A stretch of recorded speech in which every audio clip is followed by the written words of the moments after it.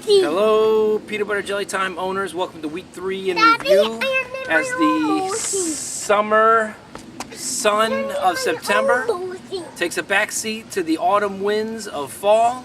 We take a look back at week 3. I know what you're asking yourself, what happened to week 2? Week 2 we had some technical difficulties, more on that in a little bit. So on with the games. Our game of the week for week 3. This doesn't happen often, it may never happen again, so let's go ahead and give a nod to the Monkeys. The Monkeys topped the previously undefeated and Bryan Division leading Pilot Lights 102 to 83. The Monkeys had 5 in double bananas. Led by local boys, Ravens D with 24. Eli had 18. McGahee 16, Goskowski 14, and Forte 10. Pilot Lights only had 2 in double pumpkins. Led by Schwab with 30 on 300 yards and 3 touchdowns, and the Jets D had 16. High score of the week goes to Sheboygan Headbangers. It's been a while since they've been in that category. They dropped 119 on the Stewie Division leading Chili Dogs, who only managed 47 points. The Headbangers had 6 in double digits, led by MJD's 33 on 119 yards and 3 touchdowns. Sanchez had 21, Selleck 18, Golden 14, Bradshaw 12, and the Bears D had 11. The Dogs only had 1 in double digits. It was the Chargers D who had 17 points. One other team reached the century mark as the rookie T-Dub and the X-Rays bounced back off their last week loss and beat Master Killer 113 to 58. T-Dub had 6 in the double pumpkins, including Aaron Rodgers, 31 on 269 passing yards with 2 passing touchdowns and 38 rushing yards with a rushing touchdown. Reggie Wayne, the Giants D, had 20. Felix Jones had 11. Buckholder and Akers had 10 each. Master Killer only had 1 in double digits as well. Phillip Rivers had 18. The closest final this week was Super Simon Pitons matchup. Super Simon comes out on top of this one, 4 to 84. Alright, we're going to say double pumpkins in a second. You see, we got a little help this week.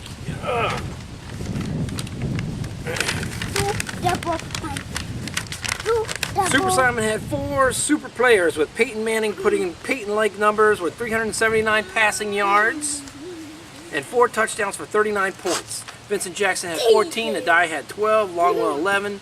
The Pitons had 3 in double digits, with 2 of those 3 accounting for 50 of their 84 points. Cutler and the Broncos, they each had 25. Kevin Smith put 13 up in the defeat. The Cats with guns easily disposed of Big Daddy, 80 to 55, as Loose Cannons did the same to the Rockers, 93 to 52. Cats had 5 in double digits in their matchup.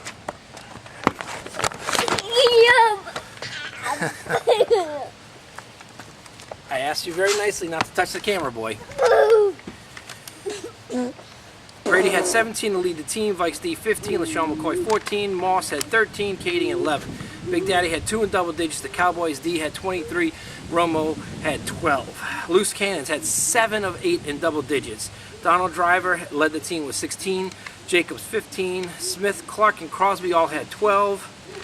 The Pack D and Ronnie Brown had 11. The big story in this game was not the 7 in double digits, it was the one who was not in double digits. That was Drew Brees. Drew Brees had 174 passing yards and a fumble loss for only 4 points.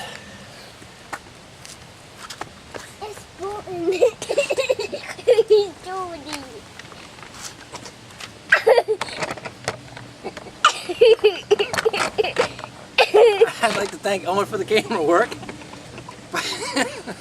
And his brother thinks it's pretty funny too. Drew Brees,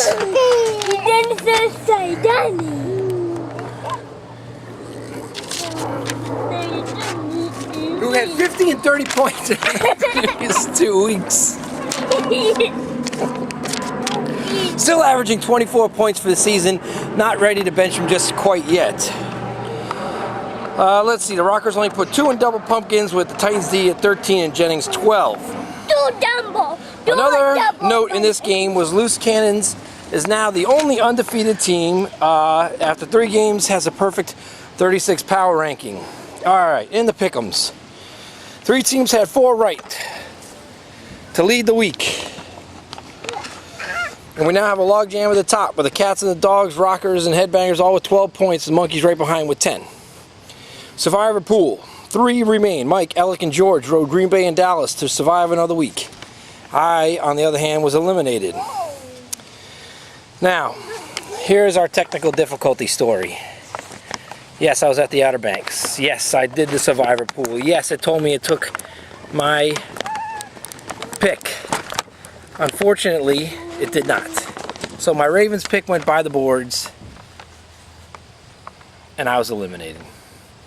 So my video was also shot. It told me it loaded up to YouTube. Unfortunately, it did not. I'm going to work on that this afternoon, see if we can't get a 2-for-1 this week. So let's see. Let's look ahead to some big games on the horizon. The big game of the week is probably going to be Chili Dogs taking on Super Simon in a battle of 2-1 teams. We have 3 matchups this week that pit 2-1 teams versus 1-2 teams. Those 1-2 teams in desperate needs of wins to stay competitive in each of their divisions as we move into non-division games. Now, one of those non-division games happens to be me, the Rockers, against T-Dub and the X-Rays. Well, I got something for T-Dub and the X-Rays. This is what they're going to look like at the end of next week. There's some bones for you. There's some bones for you. There's your headstone right there, T-Dub. Oh, as a matter of fact, I'm predicting right now this October is going to be Clash City Rocker month. There's my next opponent after T-Dub. There's another opponent after T-Dub. And there is the Halloween weekend opponent. They're all going to turn into ghosts. They're all going to be taken care of. There'll be bones coming out of the ground. Alright, I'd like to thank Owen for his camera work and his pumpkin work. Let me see the pumpkins. Who's the best team in Peanut Butter Jelly Time League?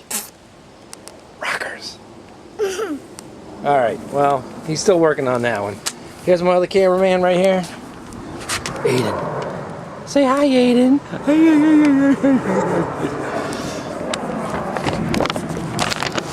Alright, and that's it from a very seasonal Peanut Butter Jelly Time headquarters and your commissioner, Pete Saunders. We'll see you guys next week.